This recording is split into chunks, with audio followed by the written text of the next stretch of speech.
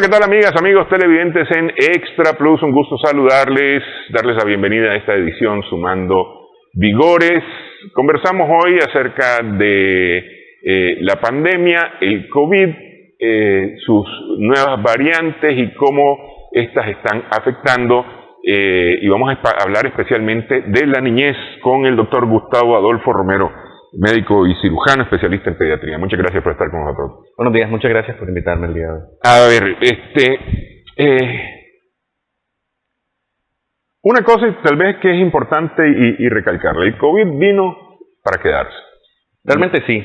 No podemos esperar que mañana la OMS en algún momento va a declarar que se acabó la pandemia, pero nos va a quedar una enfermedad endémica, es decir, que se quedó, que aquí va a estar como la gripe, como todas las otras gripes, como la influenza, como en fin, cualquier otra enfermedad que tenemos hoy presencia en los países. En efecto, desde hace 2 años que se descubrió la presencia de lo que es el COVID, ha venido variando y ha venido mutando. ¿Por qué? Porque es un mecanismo de adaptación. Igual nosotros los humanos, nosotros hemos tenido que venir mutando y modificando nuestra forma de vivir para adaptarnos al medio. Entonces lo mismo hacen los virus. ¿Qué pasa con el COVID? Mira que que abusamos, por ejemplo, de los antibióticos, porque uno es un virus, pero la gente ocupa antibióticos, pues, sí, por todo y todo, dice. Entonces abusa de los antibióticos, abusa de los corticoides también de igual manera. Entonces el virus busca cómo mutar para replicarse de mayor manera. En efecto, el virus básicamente vino para quedarse, va a mutar y va de aquí a un tiempo. Por ejemplo, hay ciertos países que ya no exigen lo que es la mascarilla, más que todo en Europa. En México se está tratando en ciertos establecimientos de hacer, y aquí en Nicaragua, en un establecimiento de comida rápida no lo exigen mascarillas, pero siempre se tienen que tomar las medidas.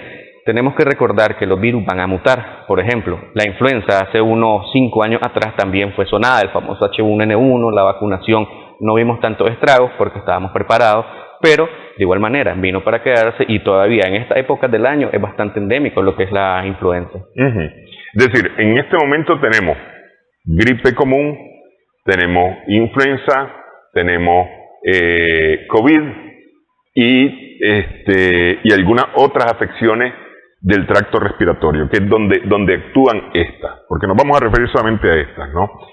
Aunque bueno, el COVID, decíamos antes de entrar al programa, no tiene síntomas claramente definidos y específicos que uno diga eso es exactamente COVID. Vamos a decir, a uno le da dengue, se le bajan las plaquetas, puede aparecer un rash, pueden aparecer petequia, hay temperatura, hay dolor detrás de los ojos, puede haber dolor en el cuerpo, y eso es como característico del dengue, ¿no?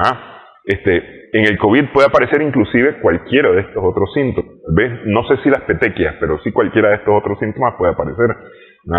Sí. Y es COVID, no es dengue. Sí. Lo que ocurre con la mayoría de enfermedades febriles exantemáticas, por lo menos en la edad pediátrica, es que todas se asemejan mucho, incluso en exámenes de laboratorio.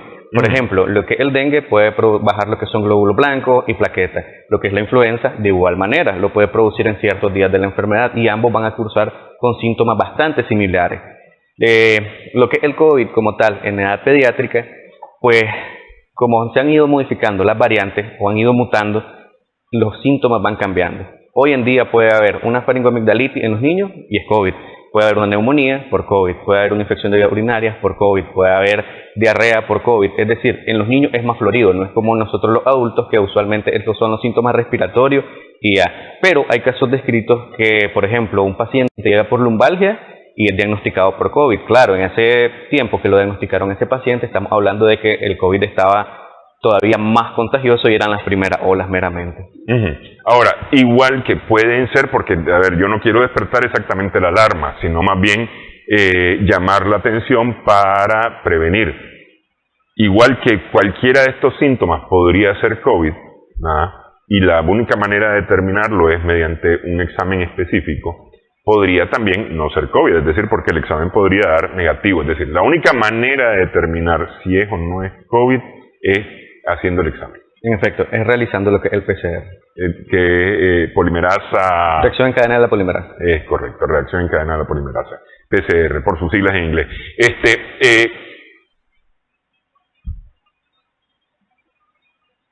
Digo esto porque me parece que la gente no debe salir corriendo. Mira, me ando con un dolor de la garganta, tengo COVID, porque yo vi en el programa que dijeron que eso es COVID.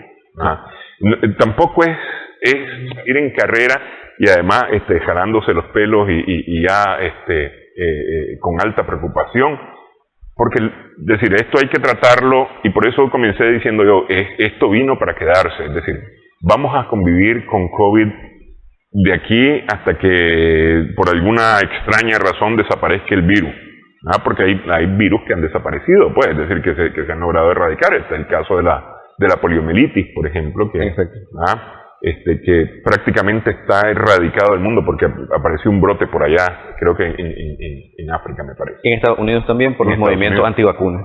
En Estados Unidos. Pero bueno, eso está casi erradicado. Y en algún momento vamos a llegar a esto también con el COVID. Pero el asunto es que tal vez no es de pánico. Que ese a mí me parece que es un tema muy importante, no es de pánico, sino de asistir a la unidad de salud, al médico de confianza, y hablar claramente para que a uno le hagan los exámenes necesarios. Los médicos ya han batallado con esto durante los últimos 2 años, se han doctorado en COVID. Sí. Sí, de hecho, tenemos que tomar en cuenta eso, que no todo, por ejemplo, cuadro respiratorio va a ser COVID. Ahorita estamos en la época de año lluviosa, entonces, en lo que es la edad pediátrica y en general, pues, en las edades más críticas de la vida, que son los adultos mayores y en los niños, va a haber cuadros respiratorios afectados la gran mayoría por virus. Entonces, tenemos circulando virus sincitial respiratorio, que es el principal agente causal de neumonía en niños, influenza, parainfluenza, adenovirus, lógicamente el COVID, pero en menos cantidad. ¿Por qué? Porque por la temporada del año tenemos otros virus que ya epidemiológicamente están descritos que van a ser lo que van a hacer los picos más altos. De igual manera, la época lluviosa es buena, la cosecha y todo, pero también produce lo que es el hábitat perfecto para que se comience a reproducir lo que es el dengue. Sí, y bueno, hay varios factores que contribuyen a esto. Pues por un lado está el cambio de temperaturas que puede producirse, ¿verdad? Que a algunas personas les afecta más que a otras, la humedad en lo general, incluso hasta las moscas, ¿sí? Entonces, a mí me parece que, y voy a ir un poquito más adelante en el programa con esto, que tenemos que guardar siempre las medidas de protección.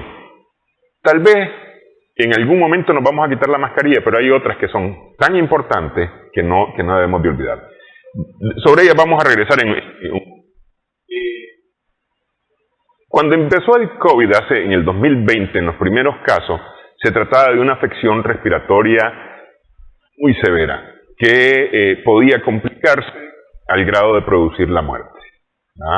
Pero era respiratoria, básicamente respiratoria. Hoy ya no es solamente una afección respiratoria, el COVID. Así es. A ver, es que al haber mutado el virus, lógicamente sus síntomas y signos van a ir también cambiando, se van a ir adaptando y viendo cómo se replica de forma más adecuada. En la primera ola o la primera variante de COVID, sí, la afección era meramente respiratoria y afectaba más a lo que eran los adultos. Los niños se pensaba que solamente eran reservorios y venían los niños, se contagiaban y le llevaban el virus a sus papás, a sus abuelitos. Pero después nos pudimos dar cuenta en la segunda ola que no era así, pues que los niños también se miraban afectados, hacían algo que se llama síndrome de respuesta inflamatoria multisistémica, hacían algo que se llama síndrome de Kawasaki. Es decir, la afección incluso era mayor que en los adultos, que no se miraba a gran masa, sí, pero que se miraba, pues de igual manera, se miraba menos, pero con síntomas más severos, pues en algunos niños. Obvio, otros niños pues solo pasaban con un resfriado común, la gente dice pues está con moquito y hasta ahí nomás, pero otros sí presentaron síntomas más severos. Ok, los extremos de la vida, las dos puntas de la vida, los más jóvenes y los mayores, ¿no? ¿Cómo es esto? Porque es decir, a ver, el virus no es exactamente un ser vivo como tal, es decir, es una molécula cubierta por una capa de grasa, para definirlo muy prácticamente, que entra que entra el cuerpo por vías respiratorias, por contacto, etcétera, y se reproduce en las células que tocan el cuerpo, y por ahí se expande la enfermedad dentro del cuerpo. ¿Cómo es esto? A ver, porque es decir, yo todavía me le doy vuelta porque yo entiendo que un ser vivo tenga alguna capacidad de poder hacer este tipo de cosas, pero esto no es un ser vivo como tal. Bueno, ok. Los virus, de hecho, sí contienen lo que son las cadenas de ARN y ADN. Entonces, una vez que entran en el cuerpo, se comienzan a replicar. Se comienzan a replicar porque tienen el reservorio adecuado, en el momento adecuado en el que el paciente está inmunocomprometido. O realmente estaba bien el paciente, pero se comenzó a replicar. Entonces, una vez replicado, nuestro cuerpo, como respuesta, comienza a elevar lo que son los glóbulos blancos. Como la replicación del COVID era exageradamente grande y exageradamente rápido, también nuestro cuerpo trató o trata de asimilar eso, por lo menos en las primeras variantes. Entonces produce lo que es una respuesta inflamatoria. Al ser un virus que inicialmente atacó vías respiratorias, la inflamación inicial era en vías respiratorias. Entonces por eso es que los pacientes presentaban que decían me cuesta respirar, estoy saturando bajo, tengo un derrame pleural, pues por ejemplo, no lo decían, lo decíamos nosotros, pues, pero el COVID hacía eso, hacía que todos los órganos, para que entiendan tal vez un poquito más sencillo, presentaran un proceso de inflamación. Entonces comenzaba a liberar proteínas de igual manera y pues producía todos los daños que producía el COVID, como eran los insuficiencias renales, falla hepática, infarto incluso. Ok, bueno, en fin, hoy no es el mismo de hace 2 años. Hemos pasado ya varias mutaciones, es decir, lo que la gente conoce como las variantes, y hoy se presenta con formas distintas, con capacidades distintas, porque básicamente las variantes lo que tienen son capacidades distintas para poder reproducirse, para poder sobrevivir en el entorno en el que están viviendo, ¿no? Y me dice que ahora, si empezamos con la gente de mayor edad, ahora las personas de menor edad, es decir, los niños, están padeciendo también COVID. Desde la segunda variante. Okay. Vamos a hablar acerca de eso, cómo identificar, qué hacer, qué medidas tomar, etcétera. Vamos a hacer una pausa en esta edición. Estamos sumando vigores en Extra.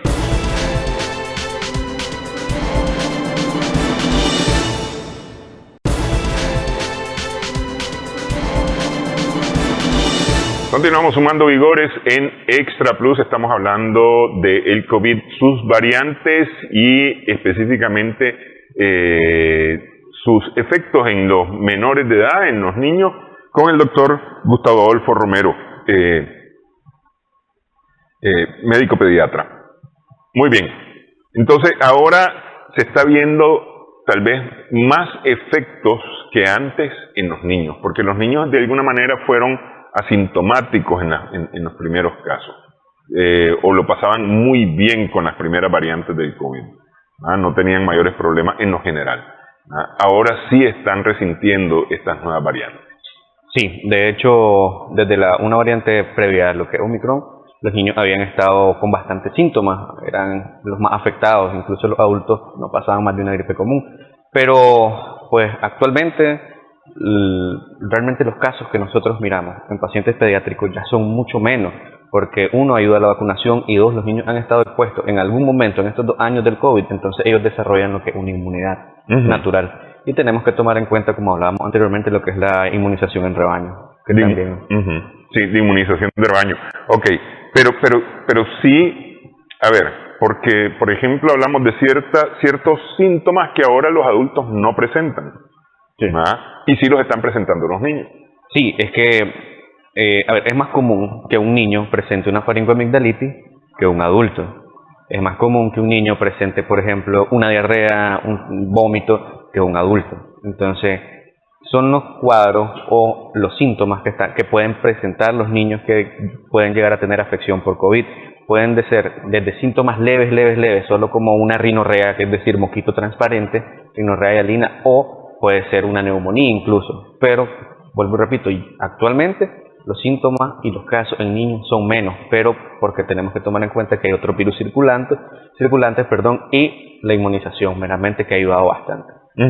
Ok, pero hay otros virus y son los virus de temporada. Correcto. Es decir, empiezan la lluvia, suben las infecciones respiratorias, suben las enfermedades diarreicas, porque eso es lo que ocurre todos los santos años. Empiezan la lluvia y ya el Ministerio de Salud sabe que un par de semanas después va a empezar a tener picos. Correcto. De estas enfermedades. Por lo menos la vigilancia epidemiológica ya está descrita y es muy buena, ya sabemos más o menos cómo actuar. Ya más o menos, sí. Es decir, sin embargo, no hay que confiar que todas ellas puedan ser las diarreicas comunes o las respiratorias comunes. ¿Cómo diferenciar? ¿Cómo saber? A ciencia cierta, para hacer un diagnóstico exacto necesitamos realizar lo que es la reacción en cadena en la polimerasa. Entonces, ¿qué nos va a decir primeramente? Pues si tenemos una afección por COVID o no.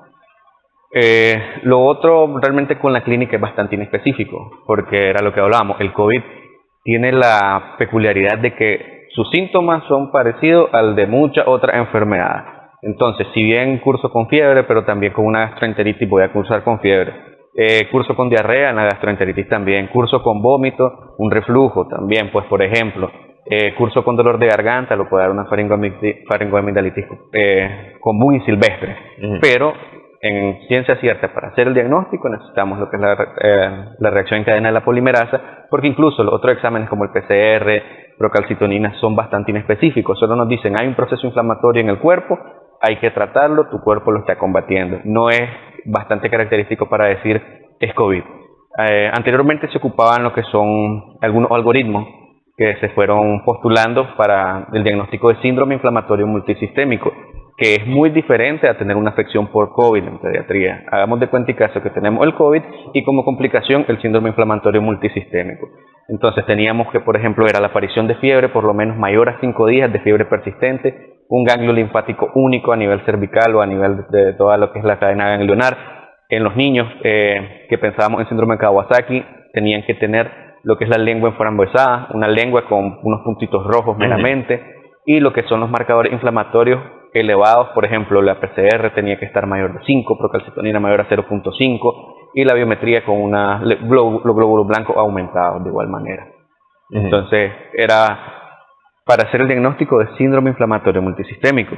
Y una vez que teníamos... Que podría no estar presente en COVID. Correcto. Sí. Es decir, podría tener COVID y no tener este cuadro. En efecto. Puedes tener solamente dolor de garganta y tener una afección por COVID. O puede tener todos los síntomas floridos de un síndrome inflamatorio multisistémico y pues lógicamente tener... Es decir, ha roto los esquemas. Sí. Era 2 años atrás, todos los sistemas de salud agarró realmente con las manos para arriba porque no sabíamos cómo iba a actuar, no sabíamos cuál era el primer síntoma, cuál era el último síntoma, qué hacer. Realmente era una enfermedad nueva y se fue básicamente experimentando, se fue poniendo este tratamiento va a ser el mejor y todos los días salía un artículo nuevo, un estudio nuevo que decía no, ahora poner la citromicina, pues por ejemplo que fueron en los primeros tiempos poner la ivermectina, pero con los estudios actuales ya que tienen más tiempo y tienen más validez, dice citromicina, ivermectina no hace absolutamente nada. Ok, pero bueno, estábamos en la identificación, ¿no? Sí. Entonces, es decir, para poderlo determinar, para poderlo diagnosticar a ciencia cierta, hay que hacer el PCR, es decir, no es la proteína C reactiva, sino la reacción en cadena de polimerasa. Correcto. Okay. Que tienen diferencia los dos exámenes, son dos cosas totalmente distintas, ¿no? Esa es la única forma certera de saberlo. Sí, podemos hacer el PCR en tiempo real de igual manera, en sangre, y pues el hisopado, lógicamente, que es lo que tenemos a mano. Que es lo que tenemos a mano. Ahora, el PCR lo estaba realizando únicamente el MINSA, que era el que tenía las capacidades. Sí. ¿Hay alguien más haciéndolo? Actualmente el Ministerio de Salud sigue realizando lo que es el hisopado. Hay hisopados en el mercado que son pruebas rápidas, que realmente de igual manera es una prueba rápida que uno la realiza en casa. Entonces, si no toma las medidas, le puede dar un falso positivo o un falso negativo. Lo más recomendable es que si quieren un diagnóstico certero o un resultado positivo o negativo certero, realizárselo en el Ministerio de Salud, que es donde se toman las medidas. Ok, porque es que esa es una cosa que ha estado ocurriendo mucho, es decir, a ver, me siento mal, ando con síntomas muy parecidos, pero no quiero ir a una unidad de salud porque ahí me puede pasar cualquier cosa, hay cualquier cantidad de enfermedades y demás, me van a dejar hospitalizado, etcétera, etcétera. Es decir, hemos oído de esa pareja historia. Entonces compro una prueba rápida, que las están vendiendo por Facebook inclusive. Correcto. Pero no todo el mundo puede hacerse la prueba correctamente. Sí. Y es ahí el asunto, porque puede que me diga, no, usted no tiene nada, usted está bien, y puedo estar bien pegado. Correcto. O el caso inverso, me dice que estoy bien pegado y no tengo nada. Sí. Entonces, es un rollo. Sí, como todas pruebas tienen sus falsos positivos, sus falsos negativos, su porcentaje realmente de que sea viable bastante y confiable esta prueba. Entonces, uno depende de la persona que va a realizar la prueba. No es lo mismo que, por ejemplo, la haga un personal de salud calificado a que venga y la haga pues la persona que la compró en el marketplace y se está haciendo la prueba, por ejemplo, en su casa, sin tomar las medidas meramente. Y ahí tiene que ver mucho, tiene que ver la higiene, que es la primera. Tiene que ver el lugar en donde está realizando el hisopado, porque y es que yo no me lo voy a meter muy adentro en la nariz porque me duele, entonces aquí afuerita nada más, ¿no? Sí. Y no es correcto. Ok, entonces, primera cosa, hay que buscar a un especialista, es decir, hay que buscar a un médico, hay que buscar personal de salud que ya conoce a lo que nos estamos enfrentando. En efecto, si todo paciente que tenga algún síntoma, alguna duda, tiene que buscar personal de salud. En el caso de los adultos, médicos generales, internistas, pues, por ejemplo, que son los clínicos. En el caso pues de los niños, buscar un pediatra para la atención del niño. ¿Por qué? Porque los síntomas pueden ser muy variados y sobre todo evitar automedicarse, porque tenemos la costumbre de que vamos a la farmacia, vamos a la venta, compramos una Serafón. Han llegado pacientes míos que me dicen, me tomé una Serafón, le di acetaminofén, le di loratadina y no mejora el niño, pero ya lo llevan 5 días después de que comienzan los síntomas. Entonces, no es lo mismo ver un paciente cuando está comenzando todo cuadro, ya sea viral o bacteriano, a un paciente que ya lleva 5 días, por ejemplo, en convalecencia. No es lo mismo, ya no va a ser el mismo manejo, ya no vamos a pensar en las mismas complicaciones, ni vamos a pensar en el mismo tratamiento. Entonces, sobre todo, evitar automedicarse. Ok, a ver, en el colegio, estudiando en el colegio, posiblemente en la secundaria, nos explicaban que los virus tienen una vida específica. Es decir, tienen más que una vida, tienen un periodo de tiempo de acción específico que empieza, digamos, en el día 0, que es cuando uno se contagia.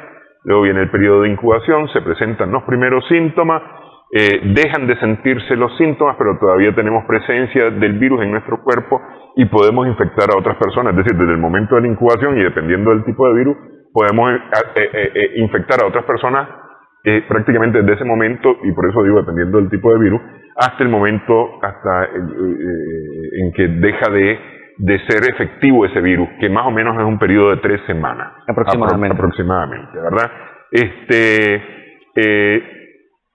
Y entonces decían, la gripe es eso, es un virus que dura 3 semanas. Vos tenés síntomas una semana, pero una semana antes y una semana después todavía podés contagiar al momento de hablar, al momento de estornudar, al momento de toser, por X o Y razón, y por lo tanto debes de protegerte para no contagiar a las otras personas.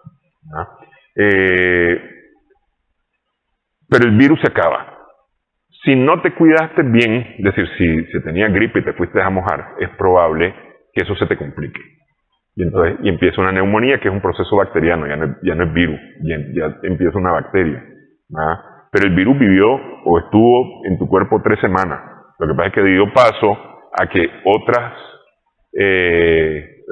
otras enfermedades, aprovecharan que hubo una disminución en el sistema inmunológico. ¿Pasa esto con el COVID? De hecho, sí, igual. Todo virus, como decía, tiene su periodo, desde el proceso de contagio, replicación, hasta que pues sale, por así decirlo. ¿Qué ocurre? Sí pueden coexistir tanto procesos virales, dos virus, o virus y bacterias. Por eso, por ejemplo, nosotros en la edad pediátrica, todo paciente que llega con diagnóstico de una neumonía adquirida en la comunidad, nosotros pensamos en los microorganismos más frecuentes que hay en la comunidad, que son el virus sincitial respiratorio, como decía, entre los virus más frecuentes, la influenza, etcétera.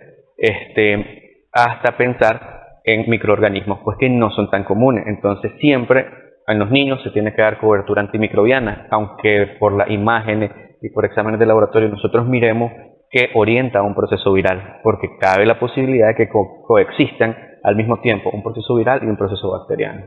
Es decir, que podríamos tener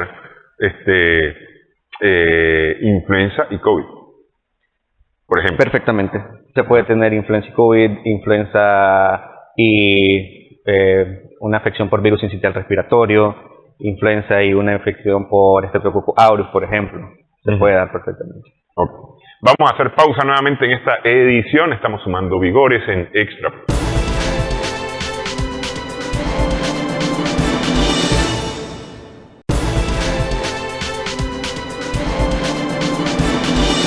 Continuamos sumando vigores en Extra Plus. Muy bien, estamos conversando con el doctor Gustavo Adolfo Romero, pediatra. Este tema de la, porque lo hemos mencionado, pero este tema de la automedicación es un tema gravísimo. ¿Y qué tan? Es decir, gravísimo porque puede llevarnos a complicaciones, ¿no? Es decir, porque de repente es que yo estoy griposo y acitromicina me quita la gripe, ¿no? Dice la gente. Entonces se van a la farmacia y en la farmacia les venden la acitromicina y ya se toman su tratamiento, pero resulta que no se curaron, ¿no? Y siguen pegados. Bueno, pues entonces voy con penicilina. Es decir, ¿qué efectos tiene la automedicación? Inicialmente, por ejemplo, en pacientes pediátricos, los medicamentos nosotros los titulamos o los dosificamos según el peso que tiene el niño en ese momento. Entonces no le van a dar una tableta de acitromicina, por ejemplo, a un niño de 3 años si todavía por su peso pues no le corresponde. 1. 2. Por ejemplo, si nosotros seguimos abusando de los antibióticos, van a ser ineficaces en el transcurso de 10 años. Ya está descrito que por lo menos para el 2030 se espera que la resistencia antimicrobiana se eleve. Entonces ya nos va a pasar, por ejemplo, lo que nos pasó con la trimestoprim. Nosotros abusamos tanto de la trimestoprim sulfametoxazol que actualmente pues la cobertura antimicrobiana que tiene, por ejemplo, para infecciones de vía urinaria, gastrointestinales, es mínima. Ya realmente no se usa. Pero a veces tenemos cuadros virales, cursamos con cuadros virales, nos vamos a la farmacia, compramos antibióticos y realmente dicen, se curó porque tomó la acitromicina. No, se curó porque ya pasó el periodo de replicación del virus. Ya el virus hizo lo que tenía que hacer y ya está normal, pues el cuerpo lo combatió. Pero la gente con la automedicación produce eso. Por eso es que cada vez más tenemos resistencia antimicrobiana, tenemos que ocupar unos fármacos más caros que elevan los costos de los servicios de salud. 2, fármacos que tienen que ser exigidamente intrahospitalarios porque son endovenosos, se tienen que pasar a un tiempo determinado porque si no producen reacciones alérgicas. Y 3, hay algunos medicamentos que pues nuevas líneas o nuevas familias antimicrobianas que no existen en lo que es Centroamérica. Entonces va a haber un punto en que nos vamos a quedar de manos cruzadas porque la bacteria que por ejemplo producía una faringoamigdalitis, ya como le dimos tanto, ya ni el mejor o el último antibiótico que salió le va a hacer absolutamente nada. Es decir, a ver, si los virus como el COVID, que tienen un periodo específico de acción dentro del cuerpo, les aplicamos antibiótico que no amerita, porque eso es importante, porque no se trata de seres vivos como las bacterias, por ejemplo, que sí son las que ameritan los antibióticos, Si le aplicamos antibióticos, estamos creando en el cuerpo una reacción o una información que detecta, porque es decir, aquí tal vez esto hay que verlo de esa manera, detecta el cuerpo extraño de la bacteria y empieza a protegerse de ese antígeno o de ese antibiótico, empieza a protegerse, y hay un momento en que el antibiótico no produce ningún efecto en esa bacteria, en ese ser vivo, en ese germen, en ese microbio para el cual está diseñado el antibiótico. Así es. ¿Ah? Entonces, lo que nos estamos es complicando la vida. Sí, otro ejemplo clásico de eso fue el abuso de la penicilina. Dentro de lo que fueron los 70 y los 80 se abusó absurdamente de la penicilina. Para todo era penicilina. Para todo. Tengo un dolor de muela, ponete una penicilina. Tengo dolor de garganta, ponete una penicilina. Me salió una ronchita, ponete una penicilina. Actualmente la penicilina, pues, de igual manera, tiene una cobertura antimicrobiana realmente reducida. ¿Pero por qué? Porque abusamos tanto de ella que la resistencia antimicrobiana se elevó bastante. Sí, ok, pero ese es uno de los efectos. El otro efecto es dentro de nuestro mismo cuerpo, porque, es decir, estos medicamentos deben de ser procesados por nuestro cuerpo y el primero que los resiente, o los primeros que los resienten son el hígado y los riñones. Sí, hay algunos fármacos que son nefrotóxicos o hepatotóxicos, quiere decir que van a tener algún efecto en lo que es riñón y hígado. Tenemos que tomar en cuenta lo otro. Todo paciente que se le vaya a poner alguno de estos fármacos que se metabolice por hígado o riñón, se tiene que, nosotros que son pacientes que están hospitalizados, le sacamos algo que se llama tasa de filtrado glomerular, que es para ver cómo funcionan los riñones. Y en dependencia de eso, nosotros ajustamos la dosis. ¿Qué pasa? Si ustedes se van a la farmacia y son de este tipo de fármacos y no ajustan la dosis, pues le van a provocar más daño a un riñón que, por ejemplo, ya está dañado. Entonces no le va a dar tiempo, uno, ni de recuperarse, y dos, va a ser mayor el daño y más las complicaciones que va a tener el paciente. Literalmente sale más cara el medicamento que la enfermedad. Sí. Sí. Porque puede llegarnos a complicar. Esto es cuando nos automedicamos, es decir, porque no estamos tomando ni el fármaco adecuado, ni estamos tomando a veces la dosis adecuada, o estamos aplicando, porque uno de los grandes problemas es que a veces se le aplica a niños, pues. Y qué sé yo, pues, por decir alguna cosa, pues, a lo mejor voy a decir una barbaridad, a lo mejor un niño amerita 250 miligramos de acetaminofén y un adulto requiere 500 miligramos de acetaminofén en una dosis, y resulta que le damos 1000 gramos o le damos 1 gramo de acetaminofén a un niño, pues. Sí, a veces pasa eso, por eso vuelvo y repito, en los niños nosotros indicamos los medicamentos según el peso que tienen. Entonces ya sabemos que hay dosis máxima y dosis mínima de un medicamento. Entonces si nosotros o los papás automedican al niño, se pueden pasar de la dosis y lógicamente es algo extraño que estamos metiendo al cuerpo que puede producir algún efecto adverso. Ok, ya vimos, uno, hay que buscar la atención médica apropiada, adecuada, hay que buscar la atención especializada, el personal de salud en lo general está ya pues está entendiendo mejor esta enfermedad porque todavía la estamos conociendo, continuamos conociéndola, 2 años después continuamos conociéndola, pero ya se entiende un tanto mejor. Entonces hay la posibilidad de una respuesta adecuada, una alta probabilidad de una respuesta adecuada. 2, el tema de la medicación que no puede ser autorrecetada. Hay que buscar al especialista justamente por eso. Y no hay que tener miedo de buscar al especialista para lo que sea la enfermedad. Porque igual podemos tener que no tener COVID. Muy bien. ¿Qué otra recomendación general, digamos así, para el COVID? Antes que entremos a las medidas de prevención. Recomendaciones generales. Si tenemos síntomas, 1, acudir al médico. Lavado constante de manos, el uso de mascarilla. Como medidas generales, evitar de igual manera lo que son aglomeraciones y si vamos a alguno de estos eventos, sobre todo 1, estar vacunado ya o ponerse las vacunas. Las vacunas no son malas, las vacunas son buenas. Desde años atrás se ha venido vacunando para evitar formas graves de la enfermedad. ¿Qué quiere decir? ¿Me puede dar la enfermedad? Sí, pero no me va a dar la forma grave. Un ejemplo, si nosotros miramos el brazo izquierdo, todos tenemos una seña, que es la primera vacuna que nos ponen, que es la BCG. ¿Contra qué previene? Una de las enfermedades contra las que previene es por las formas graves de tuberculosis. Todos podemos estar expuestos a la tuberculosis, sí, a todos nos puede dar, sí, pero ¿qué no nos va a dar? Las formas graves de la enfermedad. Entonces, de igual manera, la vacuna que hay para el COVID previene las formas graves de la enfermedad, pero no previene que nos dé la enfermedad en algún momento. Sí nos va a dar, pero con sintomatología más leve. Que esto es lo que ha contribuido, el tema de la vacuna es el que ha contribuido en que los niños tengan ahora menos COVID que hace un par de meses, hace 2-3 meses, o hace algunos meses, y que los afecte más, porque pudo haberlos afectado más, es decir, porque estamos hablando que la afección del COVID tiene que ver con los extremos de la vida, al inicio y al final de la vida. Es decir, los más pequeños, los de menor edad y los de mayor edad, siempre son los más afectados. Así es. Ok.